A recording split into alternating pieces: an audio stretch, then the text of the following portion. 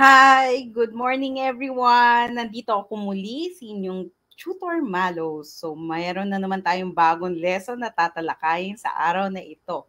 Pero gaya nga nasabi kanina, ihanda ninyo ang inyong tenga, isip at mata.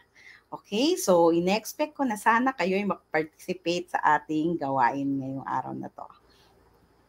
Okay, so sisimulan ko na. So ang ating lesson ngayong araw na to ay tungkol sa planning.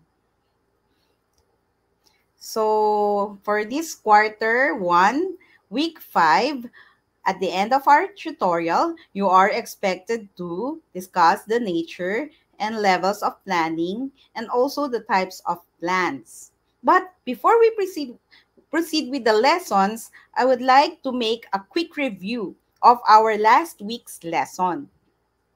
Okay, so first question, what are the 3 forms of business organization? Can you please type it in? Sige nga, i-type ninyo kung naaalala ninyo ang 3 forms ng business organization. Sige ha, paki-type lang and then later on I'll be reading your answers. Next question. Okay, name 2 out of the 7 nature and roles of the firm. Medyo mahirap siya i-recall, no? Pero basta ang iisipin ninyo, sa isang company, meron ito. Okay? Pag pumasok kayo sa isang office, meron nito. Yun ang clue ko sa inyo. Last question. What are the 3 stages of development of organization? In short, anong pinagdadaanan ng isang organization? So, para maalala ninyo kung yung 3 words na yon. Okay? I'll give you a minute for you to think about the answers. Please type it in. Okay, but while typing your answers, mag-shoutout lang muna ako, no, sa aking mga kaibigan sa FEU. Okay? Ang aking mga kaibigan doon, ang inyong mga mahal na tutors, si Tutor Rose, Tutor Carmi. Andyan din si Ma'am Marty Perez Ramsundar, at saka si Doc Alma Kawagdan. Hi po! Si Doc Ivan Paranal, at saka si Doc Mayet Israel. Hello! Sige nga, tingnan natin kung ano nang nangyari, kung nasagot nyo ba. Okay. Wow naman! Nakakatuwa kasi naaalala ninyo. Okay, so nandiyan yung 3, no, na forms ng business, which is sole proprietorship, partnership, at saka corporation. Very good! What else? Ang galing naman ni Riza Eunice Tablan. Okay? Hindi niya nakalimutan na itinuro ko. What else? Who else pala? Si Laika Rima de Jesus. Thank you ha for answering. Correct kayo. Galing. Okay?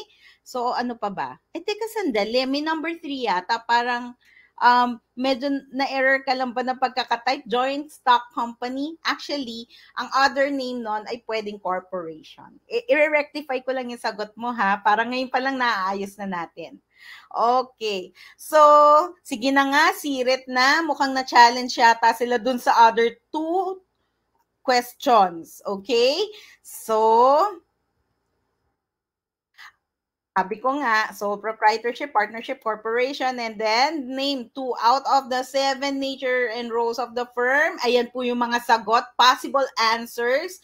Meron ng isang company na human resource management, marketing management, operations management, financial management, office management, information and communication technology management. Okay? The last question, ito yung pinagdadaan ng proseso ng isang organization. The usual process. First, chaos, stability, and high performance. So, congratulations sa mga nakakaalala. Para naman doon sa medyo na challenge, okay lang yan. Kailangan lang natin ng review from time to time para ma-retain sa ating isip kung ano ang mga tinuturo ni Tutor Malos. Okay. So, simula na tayo ha. Another question na gusto ko i-pop sa inyo is, why plan? Why do we need to plan? Sige nga, can you please type in your possible answers? Why do we need to plan? Sige, habang habang nag-aantay tayo ng sagot para dyan sa inyo, sa katanungan na yan, magsha-shoutout lang ako sa mga nagpapabati. Andyan si Vana Mariela Areha, hi! Si Joanna de la Cruz, Jonah de la Cruz, si Jade Aristorenas, okay? Si Eloisa Jane Monterde, Blaze Aguinaldo, hi sa inyo. Si Caitlyn Eunice Nieva. Alam mo, sa totoo lang, natutuwa ako sa inyo kasi very familiar yung mga names ninyo. Sa ilang sessions na nagdaan, nakikita ko ang pangalan ninyo and I really thank you so much, no, for watching, no, mga regular viewers ko tong mga to. O, sige na, balik tayo ulit ha, doon sa ating sagot sa aking sa aking katanungan. So, tama naman. So, sabi daw nga, kaya daw nagpaplano kasi meron daw gagawin, okay? Meron daw activity na paghahandaan. Correct naman din, okay? What else? So, kaya daw nagpaplano kasi para ready. Yon. Okay, para ready. So, correct naman. Okay, so let's now discuss what is planning. So sabi daw is, it is the conscious, systematic process of making decisions about goals and activities that an organization will pursue in the future. Tama naman ang sinabi ninyo, okay? So naghahanda tayo para sa isang bagay. So, lahat ng resources, nire-ready natin. Lahat ng bagay na gagamitin, nire-ready natin para doon. Dahil meron tayong goal, maging successful yung bagay na yun or event na yun. Okay, so ito naman ang nature ng planning. Ano nga ba ang meron sa planning? Okay? Siyempre, unang-una, dapat meron kang goal, okay, na kailangan mo ma-hit. Tapos, kung nare-recall ninyo, it is one of the primary functions of management. Diba? Remember the blocks? Diba? Yung blocks, di ko na kailangan isa-isayin yun. Dapat memorize nyo na yun by heart. Tapos, it is persuasive. Why is it persuasive? Kasi nga, lahat ng kilos ng mga tao sa organization ay working towards that common goal. Okay? So, lahat naglilin towards doon. Another, it is a mental activity. Yes, nagre-require siya ng pag-iisip. Isip-isip pag may time. Lahat pinaplano, okay? Another is, it is continuous process. Kailangan daw, nagplan ka, na-achieve mo yung goal. Hindi naman dun hihinto yun. Kailangan tuloy-tuloy ang pagpaplano. Pag na-achieve mo na yung goal number 1, talon ka naman sa next na goal, like goal number 2. It involves a choice. You have to decide. Hindi pwedeng nalilito ka which is which. Kailangan magka-come up ka sa isang decision na yun ang i-go-go mo. Next, it is forward-looking. Kapag nagganap na ang lahat ng pangyayari, huwag na tayong mag-cry over spilled milk. Huwag na tayong, sana ganito ginawa natin, sana ganito. Alam mo, ikaw may kasalanan. No, huwag na. Forward-looking. Meaning to say, ano ang pwede nating gawin in the next time na mangyari to? Basta laging moving forward, ika nga. Let's move on. Diba? Next, it is flexible. Kapag hindi naging successful ang inyong plinano, nagkaroon ng aberya, kailangan ikaw ay marunong mag-adjust sa situation. Another, it is integrated process. So meaning to say, all the things that are going on must be interrelated to reach that common goal. Diba? Last, it includes effective and efficient dimension. Ma'am, parang iisa lang yata ang effective and efficient. No. Ang ibig sabihin ng effective, para maintindihan ng kararami, ay na-achieve nyo ang goal. That's effective. Tumalab. For example, minom ka ng gamot. Pag inom mo, gumaling ka. O yun ang goal mo, di ba? Kaya mo ininom ang gamot. Effective siya. But what is efficient? Ibig sabihin na efficient naman sa organization, meaning to say, na-achieve mo yung goal at a faster than expected time, okay? And at the same time, you maxed out the use of all your resources. Walang nasayang. Okay? Walang tapon. At the same time, sulit na sulit ang resources mo. Okay? So, yun ay ibig sabihin ng efficient. Okay? Next.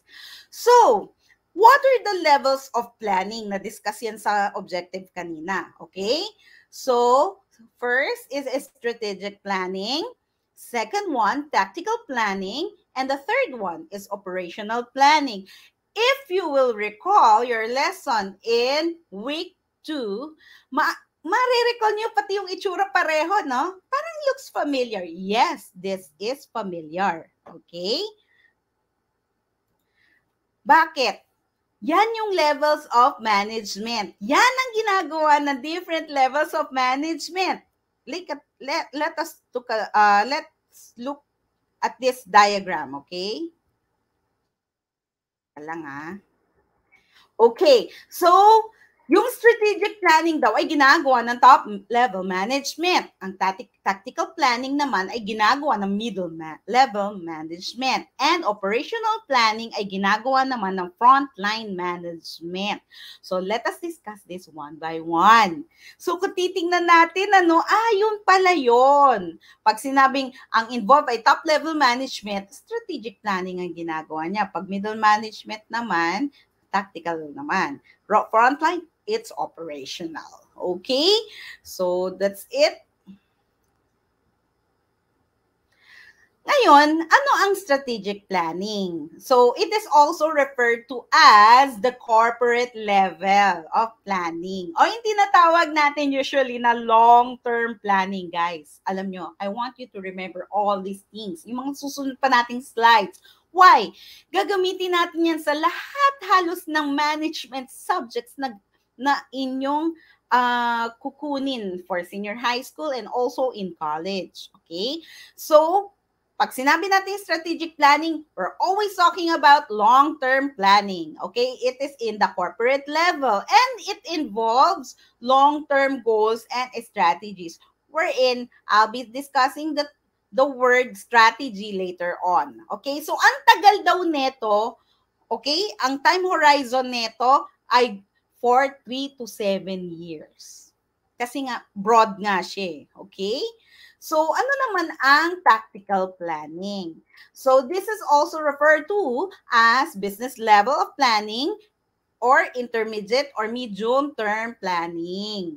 So, it is set of procedures for translating naman the broad strategic goals and plans into more specific goals and plans that are relevant to a distinct portion of the organization. So, pwede siyang nakafocus lang siya sa isang portion ng organization, such as mga like functional roles na marketing na discuss natin, no, last week. So, ang period horizon naman nito ay, tandaan, 1 to 2 years. And then, the last type, operational planning. Okay, so this is also referred to as functional level or short-term planning. Bakit functional? Kasi nga, ito yung talagang ginagawa per se ng mga functional or department sa isang organization. Okay, yung isang function or department ng isang organization. So, it is the process of identifying the specific procedures and processes specific, okay, required at lower levels of organization. So, usually, ang time horizon nito ay less than a year. So, for example, kailangan in one month's time, na-hit na natin yung target. Kailangan in a week's time, gawa na tong mga projects na to. So, ganon ang pagseset ng operational planning. Ganon yung maririnig ninyong utos ni boss. Okay? Kailangan in a week's time, tapos to ha. In 3 months, kailangan ganito na ha. Okay? So, ito naman yung summary para andali natin siya mapipicture out. So, type of plan, ito, strategic plan, tactical plan, operational plan. Sorry, na-miss out ko lang yung word na plan. Okay, so management level involved, nandito na rin. Now, let's go move to the level of details. Kung papansinin niyo yung level ng details sa strategic plan is low ang nakalagay. Bakit? Kasi nga very broad, very general. So meaning to say hindi masyadong detailed, no?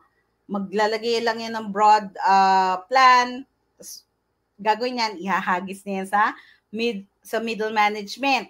Si middle management, medyo gagawin more specific than the broader broader goal, okay? Tapos ang mangyayari, down to the operational side, wherein gagawin nilang more specific and more detailed. Nagets? Okay, so pakitandaan yung table na yan, ha? Okay. So, what is a strategy? Diba remember, utang ko sa inyo yung term na yan kanina?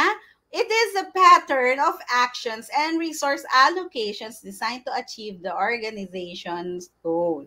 Okay, so, di ba lagi natin naririnig, what is your strategy?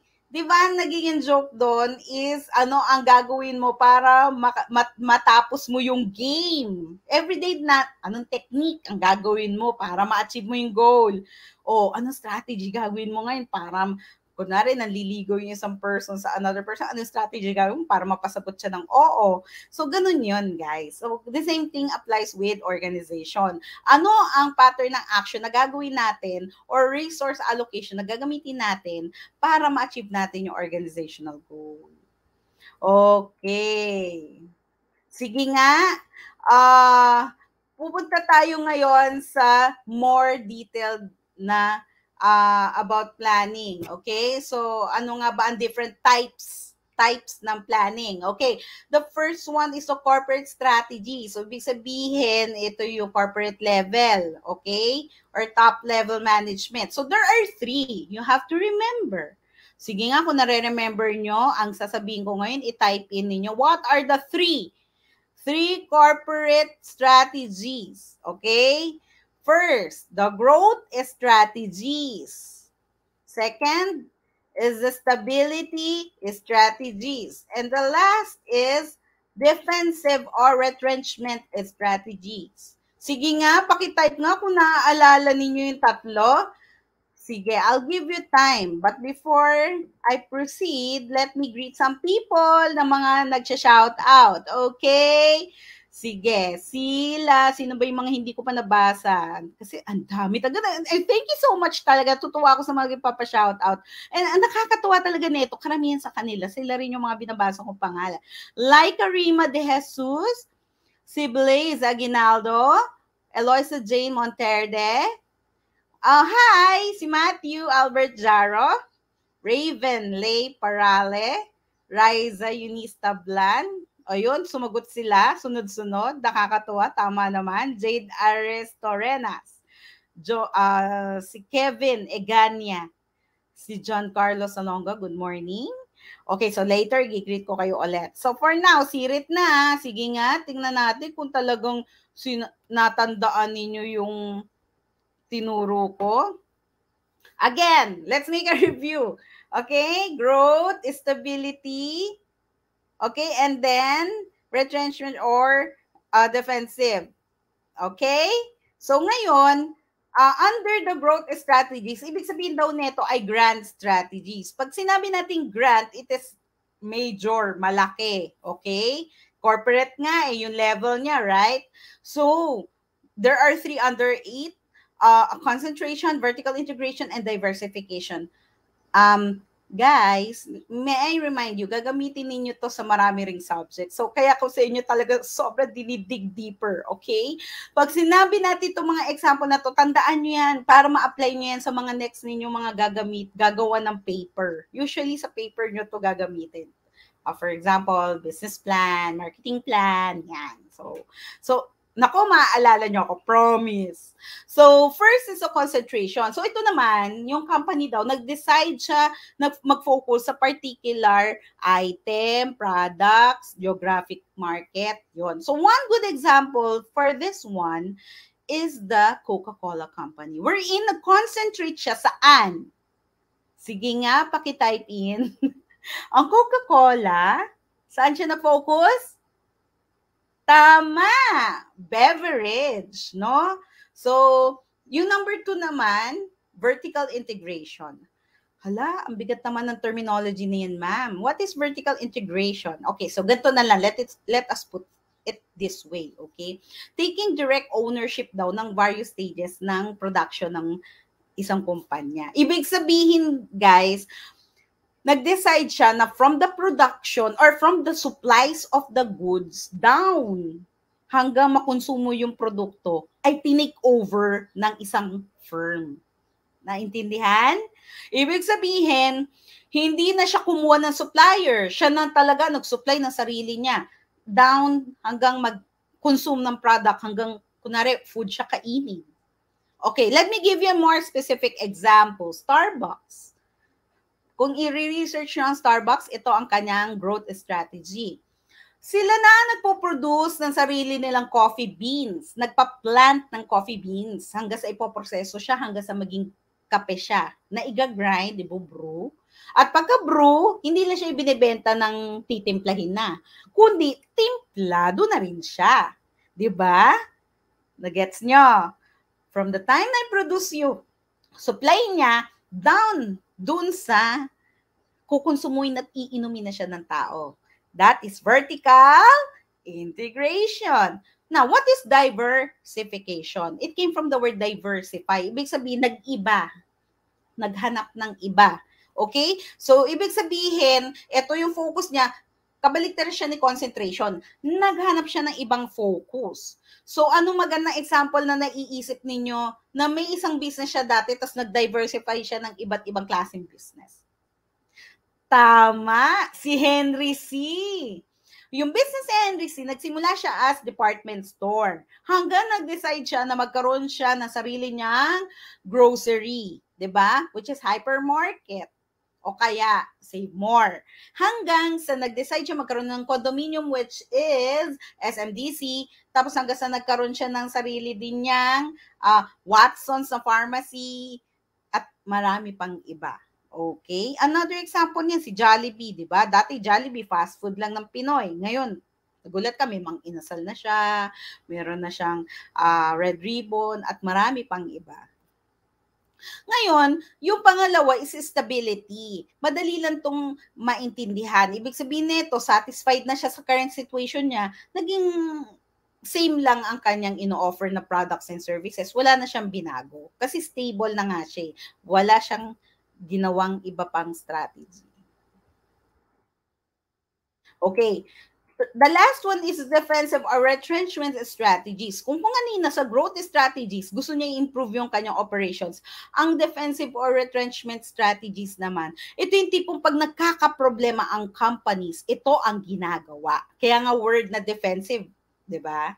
So first is turnaround. Para maintindihan natin yung turnaround, divestiture, and the liquidation, bibigyan ko kayo ng clue. Pag sinabing turnaround, ibig sabihin, turnaround nga eh. So meaning to say, iniba mo.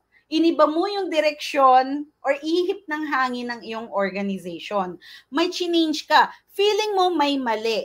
Kinorek mo yon. Yung divestiture naman, ito yung tipong nag-sell ka ng portion ng iyong company. For example, you have different portions like meron kang ganitong may ganito kang division, meron kang ganitong branch, may ganito kang branch, nag-decide ka na ibenta na lamang siya pero tuloy pa rin ang business mo. Kasi nahihirapan ka nang i-manage at nakukulangan ka na ng kapital. Ano naman ang liquidation? Bay, totally ibinenta mo na siya kasi hindi mo na siya kayang i-maintain or i-manage. Nakuha? Okay? So I hope natandaan ninyo. Sige nga, review nga tayo. Ano ang tatlong defensive or retrenchment strategies? Paki-type in nga. Sorry ha, si Tutor Malos ay nagpapa-review. Sabihin, si ma'am naman, pinag-memorize kami. Hindi naman sa ganun. Gusto ko lang maalala ninyo kung ano yung tinuturo ko. Okay. Okay, shout out sa iba dyan. Sino pa? Okay, good morning kay Kate, kay Stephanie Matias, kay Riza Eunice Blan, si Aldrin Season, si Kate Angel Tiangco. Hi sa inyo Olga Bunsoy. Hi Mitch. Sino pa? Nakakatuwa naman si John Carlo Solonga. Very good. Nasagot niya ako. Turnaround, divestiture, and liquidation. Very good. Okay? Good job, Giancarlo Salonga. So, ngayon, balik na tayo sa lesson. business strategy. So ito naman tatlo ulit. Naku, nakakalito na, ang daming tatlo. Overall cost strategies. So ibig sabihin naman ng overall cost strategies, dinadaan niya sa presyuhan. Pinabababa niya ang price para maging competitive sa market, no? Okay, nagets ninyo yung konseptong yon? Ibababa ko para sa akin bumili. Next, differentiation. Kabaliktaran halos ito ng overall cost strategies. Ibig sabihin naman, para mamahalan ko yung produkto, gagawin kong unique yung features ng produkto ko. And one good example na naiisip nyo dun ay Apple. iPhone. Di ba kung papansinin ninyo, very expensive yung Apple or iPhones. Okay? Kasi nga, yung features niya ay very unique. Hindi mo magagaya. Okay? So, basically, ganun ang differentiation strategy. Ano naman ang focus? Ito naman yung tipo bang magfo-focus lang ako sa particular market, tapos kahit maliit lang yung market ko, at least patok naman doon. Nagets nyo? O sige, bigyan ko kayo ng magandang example. Meron kasi kaming, actually yung mga company gumagamit ng focus strategy, mga hindi nyo masyadong naririnig sa public or di nakikita masyado sa internet. Meron kaming school na parang particular preschool. Preschool lang hindi siya high school. Wala siyang ibang indicator. Itong preschool na to, they decided na galingan nila yung pag-mold ng mga learners. So, lahat halos ng students within the Rizal area or even the nearby city areas, doon nag-e-enroll. As in, nauubusan sila ng slots. Itong particular preschool na to, nagtataka ako. Sobra talagang blockbuster. Alam niyo yung talaga nauubos yung slots nila. So, bakit hindi kayo nagkaroon ng high school or grade school para tuloy-tuloy na student? Kasi gusto namin mag-focus sa expertise namin, which is molding preschoolers. Nagets nyo, guys? Nagets nyo? Kasi nga, yun yung alam nilang magaling sila. Craft nila ang mag-mold ng preschoolers. So, bakit pa sila lilipat ng grade school, ng high school, ng college? Ba't pa sila mag-expand ng ganon? Yun na yung expertise nila At dun sila pinipilahan at dun sila kumikita. Okay? Okay, functional strategies naman. Ito yung mga tipong strategy na ginagawa ng per department like production, finance, marketing, human resources, and the like. Okay. Ano naman ang contingency plans? Di ba sabi nga natin, not everything nagiging smooth. So, hindi na iwasan nagkakaroon ng aberya. So, ang tinatawag dito, kailangan natin magkaroon ng backup plan. Contingency plan. Uy, anong contingency plan mo? Ibig sabihin ng contingency plan, ano ang plan B mo in case nagka-problema? Dapat lagi kami backup plan, hindi pwedeng hihinto tayo. So, yun basically ibig sabihin ng contingency plans. Now, that's end of our lesson. So, let's test your knowledge. So, the first question is, choose the best answer, no? These plans are made to achieve the overall organizational goals daw. Okay? Ang dali lang na sagot dyan. Ako sana yung narinig nyo kanina. Diba? Overall. Tadan! Strategic plan. So, mamaya titingnan ko kung sinong mga nakasagot ng tama. Okay? So, strategic plans ang sagot sa number 1. Please write the number and your letter. Para mamaya pag nag-check si teacher or si Tutor Malos, ay makikredit ko. Okay? Kumbaga, ika nga sa paper, check ko siya. Number 2, what is the more formal term for what is known as Plan B? Dun, dun, dun, dun. Sige nga, tingnan natin kung alam ninyo. Ayan na. Ayan na. Tumatama sila sa number 1. Number 2, ang galing-galing. Ang galing-galing nila. Okay. Tama. Ang sagot ay letter C, contingency plan. Ang sagot nila, ang bilis. Naku, Giancarlo Salonga, ni Riza Eunice Tablan, Kate, Laika, Caitlin, Raven, Daisy, Martin, lahat kayo tama. Very good. Sa number 1 naman, ang tumama si Lere, si Laika, si Raven, si Daisy. Naku, mga first honors to mga to. Grabe. For this day, ang gagaling ninyo. Tama. Contingency plan. Okay? Number 3. All are considered corporate strategies. Kaya ako pinamemorize. All are considered corporate strategies except A, focus, B, concentration, C, divestiture, and D, divestiture. Tingnan ko nga kung nakasagot kayo ng tama. Okay. Tanan! Correct! Focus! No? Dahil kung papansinin ninyo guys, ang pattern, yung B, C, and D nga ay lahat ay corporate strategies na pinamemorize ko kanina sa inyo.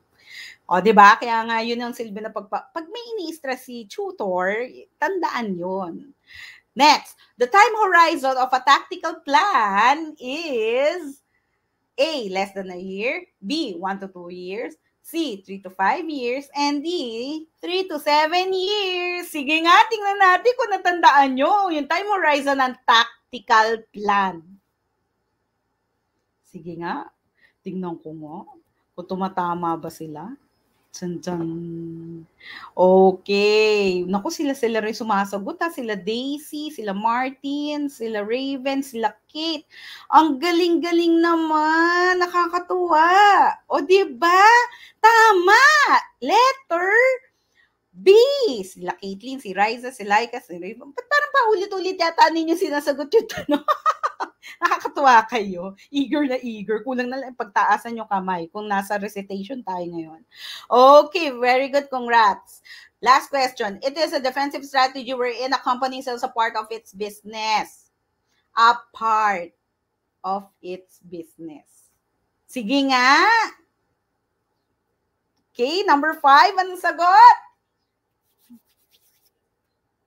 Dun-dun-dun-dun! Divestiture! Galing naman. O, diba? Yan yung sinasabi ko. Nare-retain sa isip nila ang sagot. And that's it. Pansit. So, we're done with our today's lesson. I am here again, your tutor, yours truly, Tutor Malo sa Organization and Management na inyong makakasama every Friday, 11:30 a.m. up to 12 noon. Okay, so ako, importante sa akin ang feedback ninyo. Please have the screenshot of this QR code and give your comments and suggestions. Kasi alam naman namin na kayo ay makakatulong sa improvement ng aming services. Okay? So, thank you so much. Ang ating lesson for next week, sana nandyan pa rin kayo, ang planning tools and techniques. Okay? So, hanggang sa muli, natutuwa ako at kayo ay patuloy na sumusubaybay sa aking video lesson. Okay? Thank you! Goodbye!